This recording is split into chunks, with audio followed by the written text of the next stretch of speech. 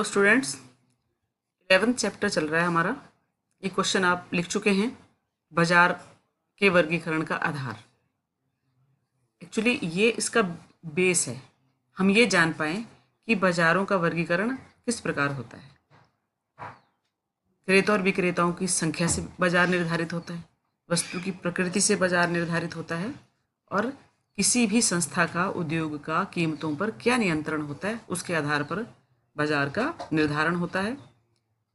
मांग वक्र का आकार कैसा होता है, ये सारी बातें हम आगम वाले चैप्टर में पढ़ चुके हैं कि पूर्ण प्रतियोगिता का वक्र कैसा होता है, मांग का ओ एक्स अक्ष के समानांतर होता है, और एकाधिकार में कैसा होता है, नीचे की ओर को होते हैं ए आर एम आर, और एकाधिकार प्रतियोगी में और ज़्यादा लोचदार होते ऊपर से नीचे की ओर को ही हैं।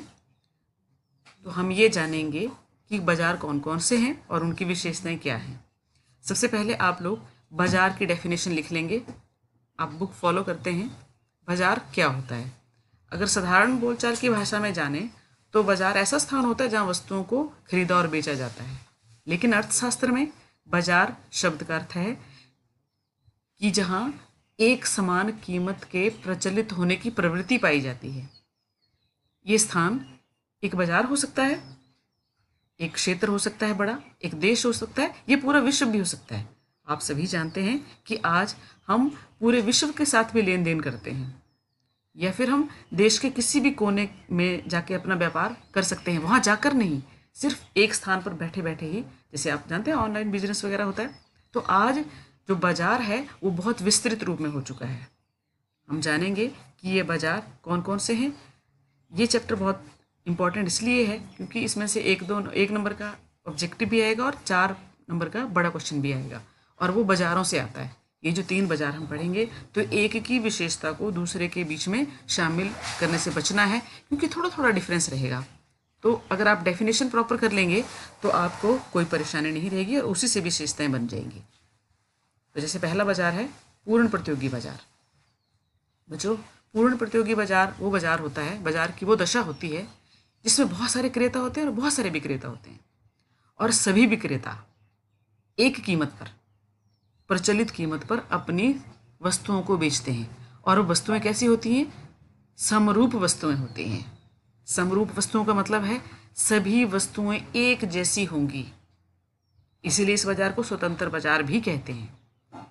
और जो उद्योग है वो वस्तु की मांग और पूर्ति के द्वारा कीमतों का निर्धारण करता है। कोई भी फर्म कीमत निर्धारक नहीं होती, उसको कीमत स्वीकार करनी पड़ती है, एक्सेप्ट करनी पड़ती है। इसी के बीच में सारी विशेषताएं देखो। पहली विशेषता बनी एक्सप्लेन करने के लिए, क्रेता और विक्रेताओं की संख्या।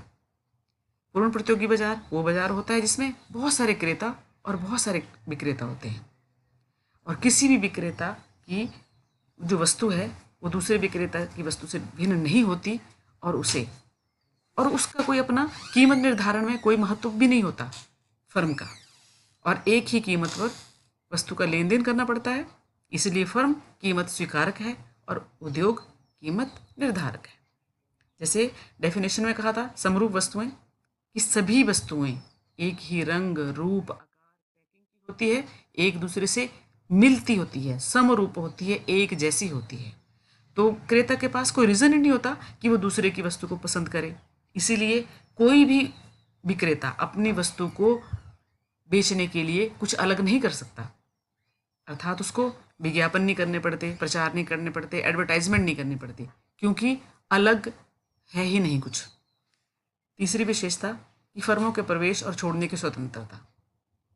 कानूनी कोई प्रतिबंध नहीं होगा किसी भी फर्म के पास कि वो उद्योग में शामिल रहे या छोड़ दे। पूर्ण ज्ञान, ये मान के चलते हैं कि इस बाजार में लोगों को सब चीज़ों का पता होता है, मांग और पूर्ति के संबंध में सारी दशाओं का ज्ञान होता है, और कोई संभावना नहीं है कि वो किसी और वस्तु को पसंद करने का रीज़न बने, और जो उत्पादक है उसको भी विक्रय लागतें नहीं बढ़ानी पड़ती कि अपनी वस्तुओं की बिक्री करने के लिए और खर्चा करना पड़े। गतिशीलता की आवश्यकता इसीलिए नहीं है क्योंकि सभी वस्तुएं हर स्थान पर उपलब्ध होती हैं और एक समान होती हैं। सरकारी नियंत्रण भी नहीं होता, ना हस्तक्षेप होता है, ना कोई एक्स्ट्रा सीमा शुल्क देना पड़ता है, ना ही अनुदान देना पड़ता है। यातायात लागतें, कि जब किसी दूसरे की वस्तु को कहीं और जाके खरीदने की ज़रूरत ही नहीं है, तो फिर यातायात की लागतें भी नहीं होंगी। और ये बात जैसे हमने आगम वाले चैप्टर में पढ़ी थी, यहाँ भी ARMR लिखा है कि इसका जो मांग वक्र है वो इस प्रकार बनेगा कि कीमत स्थिर है और ARMR बराबर होते हैं और एक ही कीमत पर सभी फर्में अपनी वस्तुओं को बेचती हैं। ये 8 पॉइंट्स हैं, लास्ट वाला ज़रूर कर लो और कम से कम 5 पॉइंट्स आपके होने चाहिए इसमें। मुझे लगता है कि आप अगर पूर्ण प्रतियोगी बाजार की परिभाषा को प्रॉपर याद करेंगे और उसकी विशेषताओं को समझेंगे तो एक क्वेश्चन तैयार हो गया।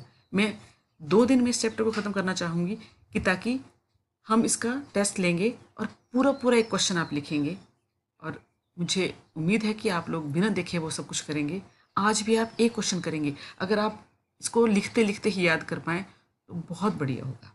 आप प्रयास करेंगे कि जैसे इसको लिखें तो बाजार के क्वेश्चन के साथ इसको रिलेट करके, अब समरूप वस्तु का अगर अर्थ आ जाएगा बीच में और पूर्ण प्रतियोगी का अर्थ बीच में आ सकता है और उसके मांग वक्र का आकार कैसा है वो 1 नंबर के लिए बन जाएगा और ये पूरा क्वेश्चन आपके लिए 4 नंबर की बात है और ये ज़रूर आता है आपको पेपर्स में। तो आपने इसको आज लिखना भी है और याद भी कर लेना है। और शेष जो चैप्टर का भाग है, एक बात ऐसा है कि इसमें सिर्फ 3 क्वेश्चन पढ़ा के आपको मैं 5 क्वेश्चन बन जाएंगी, मतलब एक बाजार की दूसरे बाजार से तुलना वाला क्वेश्चन भी बन जाएगा जो हम लिखेंगे नहीं, लेकिन अगर हमें आता होगा तो हम एक बाजार की दूसरे बाजार से तुलना भी कर सकते हैं। तो आप इसको लिखेंगे और इसको याद भी करेंगे।